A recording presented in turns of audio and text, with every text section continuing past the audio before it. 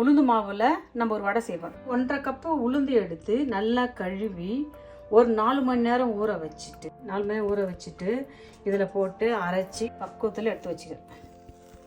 பாருங்கள் என்ன அழகாக மஞ்சிருச்சு. என்ன அழகாக எடுத்து நான் இதை வச்சுருக்கிறேன்.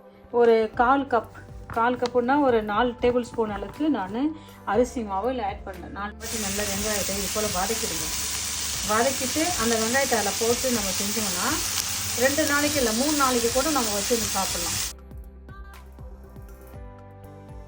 வெங்காயத்தையும் பச்சை மிளகாயும் ஒரு உளுந்து மாவு அரைச்சிக்கிறோம். அது மேலே கொஞ்சம் நம்ம அரிசி மாவு ஒரு 4 டேபிள் ஸ்பூன் அரிசி மாவு போட்டுக்கிறோம். நம்ம இதில் வெங்காயத்தையும் பச்சை மிளகாயும் நம்ம எல்லாம் சேர்த்துக்கலாம். கொத்தமல்லி தழை போட்டுக்கலாம். கொஞ்சம் கொத்தமல்லி தழை போட்டுக்கலாம். திட்டமாக உப்பு மாதிரி பார்த்து போட்டுங்க. இதை அழகாக நம்ம ஜென்டிலாக அழகாக பிசைஞ்சிக்கலாம். அழகாக பிசைஞ்சிக்கலாம். பிசைஞ்சு வச்சு இப்போ நம்ம தட்டி வச்சுக்கிட்டு எண்ணெயை வச்சுட்டு எண்ணெயில் போட்டு பொரிச்சு பார்க்கலாமா எப்படி தின்னுட்டு பிளாஸ்டிக் பேப்பர் போட்டுட்டு அதில் கொஞ்சம் நான் எண்ணெய் தடவுறேன். கொஞ்சம் மாவு எடுத்து அழகாக திட்டமாக கையில் வைக்கிறேன். திட்டமாக கையில் வச்சுட்டு இதில் நான் என்ன பண்ணுறேன்னா அழகாக எண்ணெய் வச்சு சரி எண்ணெய் வச்சுட்டு அழகாக ஒரு பொத்தல் போடுறேன். எண்ணெய் வச்சுட்டு ஒரு நல்லா பொத்தல் போடுறேன்.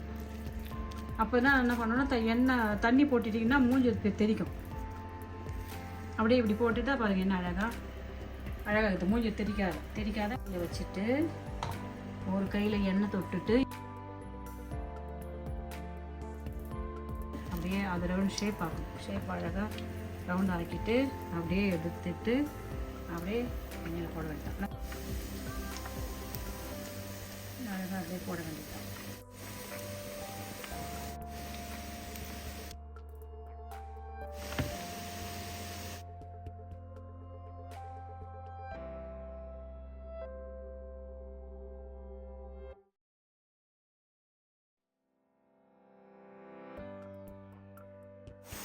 இல்லை அப்படி அரிசி ஊற வச்சு அதை அரைக்க முடியலன்னு சொன்னால் அரிசி மாவு ஒரு 2 ஸ்பூன் சேர்த்து நீங்கள் செஞ்சு பாருங்கள். நல்லா அது ஒரு தனி டேஸ்ட்டாக.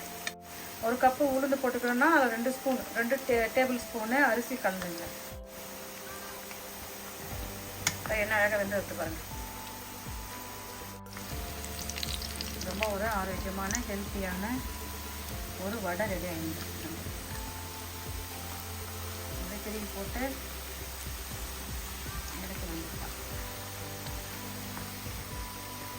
பாருங்க என்ன அழகா சூப்பராக வடை ரெடி ஆகிடுது நம்மளுக்கு.